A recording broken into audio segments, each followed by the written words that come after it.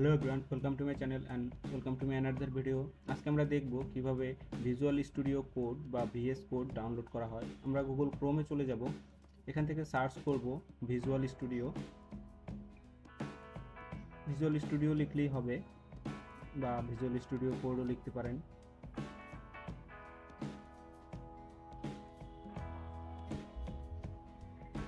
এখন আমাদের শুরুতেই যে লিঙ্কটা দেখা যাচ্ছে, এই লিঙ্কে আমরা ক্লিক করব। ওয়েবসাইটের লিঙ্ক আপনারা পাবেন, কিন্তু আমরা অরিজিনাল ভার্চুয়াল স্টুডিও কোড যে ওয়েবসাইট আছে ওইখান থেকে আমরা সফটওয়্যারটি ডাউনলোড করব।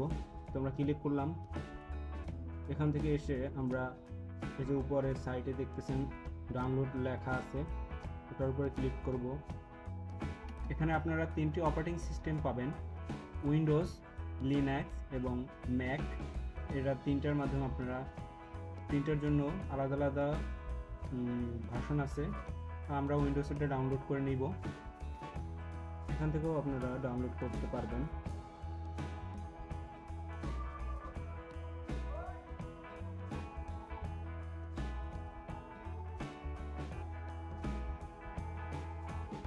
আমাদের ডাউনলোড কমপ্লিট হয়ে গেছে।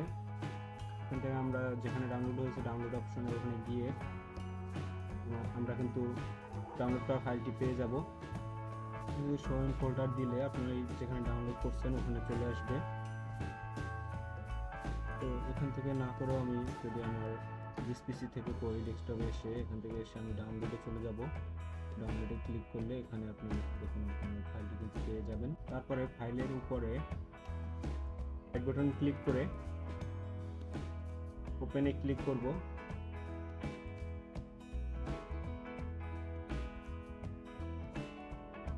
এখন আমাদের ইনস্টলেশন প্রসেস কিন্তু শুরু হয়ে গেছে। এখান থেকে আমি যেরকম করে সফটওয়্যারটি ইনস্টল করছি এগুলো একটু ফলো করবেন।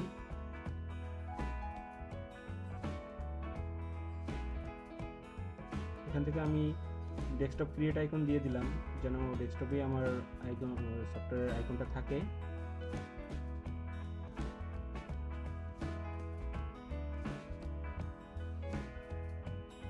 তো আমাদের ইনস্টলেশন কিন্তু শুরু হয়ে গেছে।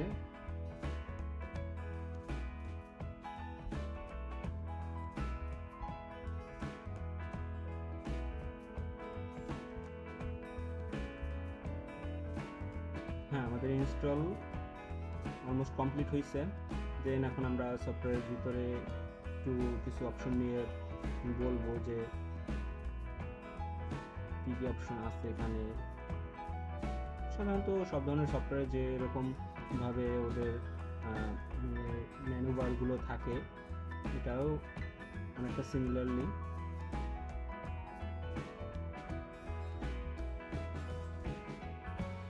এখান থেকে আপনারা টার্মিনাল ইউজ করতে পারবেন। উপরের ফাইলের পাশে দেখবেন টার্মিনাল লেখা আছে, নিচেও অনেকগুলো অপশন আছে। সাইড প্যানেল বারে অনেক নিচে সেটিং আছে। উপরে এই টার্মিনাল থেকে আমরা নিউ টার্মিনাল নিব। নিউ টার্মিনালে ক্লিক করে দিলাম। আমাদের নিচে দেখুন টার্মিনালের অপশন কিন্তু চলে আসছে। এখান থেকে আপনারা বিভিন্ন কোডের মাধ্যমে আপনাদের প্রয়োজনীয় যে কাজগুলো আছে এগুলো করতে পারবেন। এখান থেকে মূলত কোডিংয়ের মাধ্যমে বিভিন্ন ফাইল প্রসেসিং বা আপলোড, ডাটা ইমেজ ইনসার্ট, এইসব বিভিন্ন ধরনের অপশন আপনারা পেয়ে যাবেন। এই যে এখানে ফাইলে ক্লিক করলে অনেক ধরনের অপশন আছে। স্বাভাবিকলি সব সফটওয়্যারে যেরকমটা থাকে।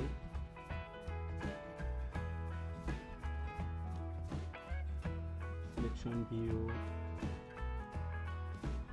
এখানে সবগুলা আমি ইয়াটা আপনাদের একটু ওভারভিউ দিয়ে দিচ্ছি, আপনারা ইনস্টল করার পরে নিজেরা একটু দেখে নেবেন।